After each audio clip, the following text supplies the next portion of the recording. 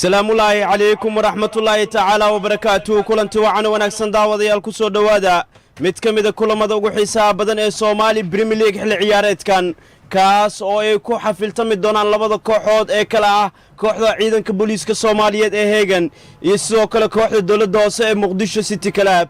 oo ah tababaraha kooxda dawladda hoose ee Muqdisho City Club MCC ayaa markan ciyaartii baasatay waa kan ciyaaryahanka lagu magacaabo Khaliif Durbo waa uu gadiyay kubaddii markan difaacyada kooxda Heegan cali isaga haysta dhaxbixis fiican ayuu sameeynaya waxa qabta markan qays Cabdulle Macalin Trubas waa kan weerar ay sameynayaan ugu dambeyntii fursad halisa laakiin gool ayaa daadeeray kooxda kubadda cagta ee Heegan ayaa gacanta ku dhigay kubaddaasi wala soo tuuray markan MCC waa laga saaray waa kan markan cali yare Santos goolaye Hanad Cumar Isaaq ayaa gacanta ku dhigay kubaddii darbadeedu soo gamay Xasan Maxamed Aadan Santos Heegan ayaana markan soo shaqo galin doonta koornadii la soo tuuray goolayaha saaray laakiin ugu dambeyntii cali yare ayaa u taagay Santos oo lugta bidix ku soo darbeeyay laakiin goolaye Hanad ayaa gacanta ku dhigay Qays Cabdulle Macalin Axmed Xuseen Xasan iyo Zakariya ayaa u taagan qayso banaanka ayaa ka martay Qays Cabdulle Macalin waa kan markan kabtan Ciise wuxuu la ciyaaray saaxiibkii Zakariya gool ayaa ka saaray mar kale gool MCC laakiin waa offside ama garab dhaaf ayaa la dhigay caawiyaha garsoorka ama markaasi calaaya ciyaarta ayaa tilmaamay inuu yahay offside ama garab dhaaf ciyaartooyda kooxda Muqdisho City Club kubaddii Zakariya uu gamay oo goolaye Hanad Cumar Isaaq uu soo saaray ugu dambeyntii waa ay ku celiyeen laakiin waxaa laga dhigay inuu yahay offside ama garab dhaaf Zakariya ayaa darbe xoogan cusjiyo goolayaha birta ayay ku dhacday waxaana ugu dambeyn dhaliyay Xasan Maxamed Aadan Santos balse waa garab dhaaf waa kan markan maxamed qaybta sare ayuu ka marsiiyey kubaddii laadka xorteeda uu soo tuuray Zakariya wuxuu hordhigay Qays Cabdulle Macalin fursad fiican waa kan Xasan Maxamed Aadan Santos Xasan Maxamed Aadan Santos ayaa dhamaystiray kubaddii Qays uu ka soo shaqeeyay MCC goal Heegan 0 MCC goal Heegan 0 kooxda dawladda hoose Muqdisho City Club ayaa dhalinaysa goolkii ugu horeeyay ee kulankan MCC goal Heegan 0 waxa waa dhexbixis Qays ayaana hordhigay ugu dambeyntiina Xasan Santos ayaa ka dhex bixiyay labada lugood ee goolaye Hanad Cumar Isaaq aaway difaacyadii Heegan aaway xidigii Heeganka ku jira ee kooxda ciidanka booliiska Soomaaliyeed ee Heegan qaybta hore ciyaarta MCC goal Heegan 0 waxa ay kubad markaasi caqli loo adeegsaday Maxamed Cabdiraxiin waxa uu ku mashquulay Qays laakiin Xasan Santos ayaa adeegsaday kubaddaasi lugta bidix iyadoo ugu dambeynna labada lugood ee waayahay markan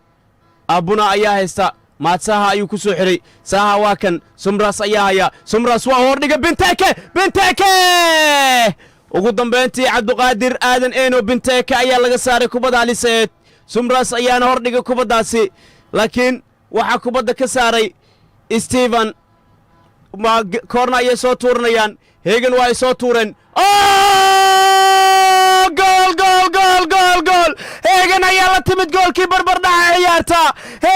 la timid goolkii barbardhaca ciyaarta Heegan gool MCC gool Heegan gool MCC gool Heegan gool MCC gool koornadii la soo tuuray waa ay ka faa'iideysteen kooxda ciidanka booliiska Soomaaliyeed ee Heegan waxaana goolkaasi u dhalinayaa ciyaaryahanka lambarka 17aad ee kooxdaasi laacibka lagu magacaabo Yabi Azi Franga ayaa u dhalinaya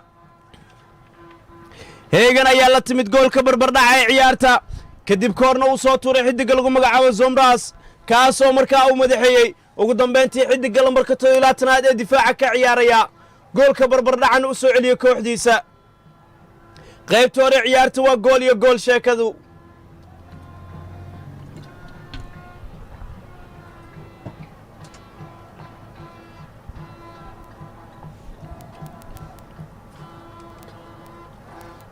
waxa uu ka faa'iideystay difaacyada oo ka dulkacay MCC waa ay soo celiyeen markan goosha ayaa la dhigaya waxaana soo shaqo gelin doona goolayaa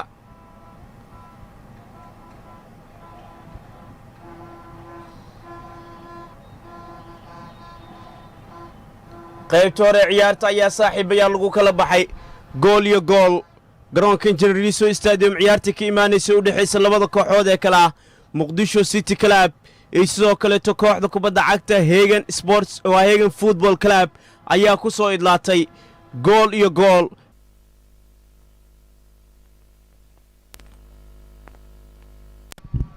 soo noqod wanaagsan qaybtii labaad ee kulan ciyaareedkan ayaa la amba qaadi doona iyadoo kooxda kubadda cagta Muqdisho City Club iyo Hagen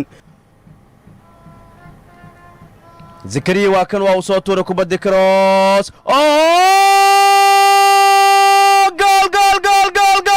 gool MCC ayaa la timid goolkii labaad ee ciyaarta ciyaaryahan Steven ayaa dhalinaya goolkii labaad ee ciyaarta MCC gool Hagen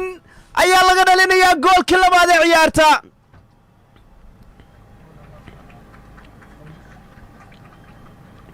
ciyaaryahanka lambarka 17aad ee kooxda kubadda cagta Muqdisho City Club laacibka markaasi lambarka 25aad ee Muqdisho City Club laacibka lagu magacaabo Steven Adjimani ayaa dhalinaya goolkii labaad ee ciyaarta kadib kubad uu ka soo shaqeeyay Zakaria Steven Orergana ayaa dhalinaya goolkii labaad kadib kubaddii uu soo tuuray Zakaria oo ugu dambeyn daba mariyay goolayaa kooxda kubadda cagta Hagen MCC ayaa laba gool iyo gool ku hogaaminaysa ciyaartanna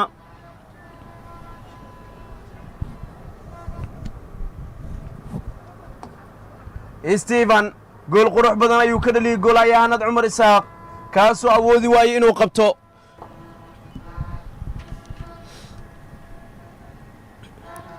difaacyada kooxda Hagen waa uu qalda kubaddaasi waa kan Santos mar kale Santos Xasan Maxamed Aadan Santos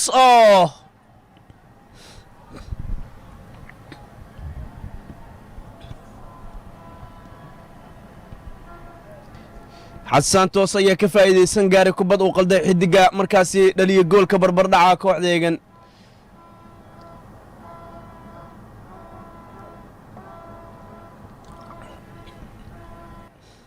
Bronson ayaa soo tuuraya Bronson waa uu soo tuuray Halis waa kan madax kale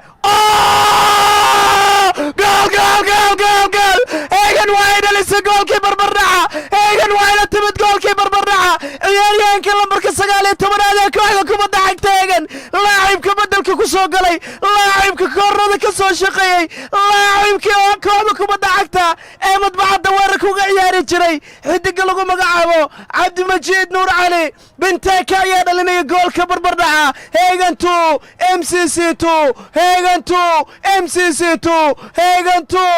MCC 2 Hagen ayaa waqti dambe iska badbaadisay iyadoo 10 ciyaartooy in guul daro ay kaga timaado kooxda dowladda hoose ee Muqdisho City Club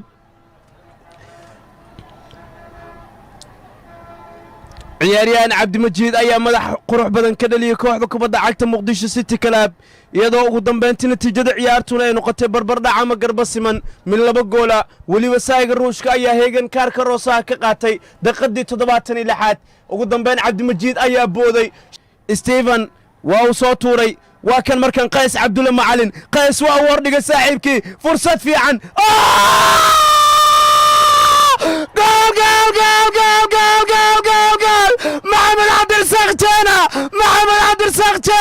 محمد عبد الرزاق جانا MCC لما امني كره waxay sameeyaan galabta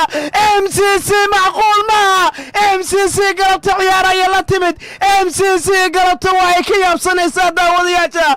MCC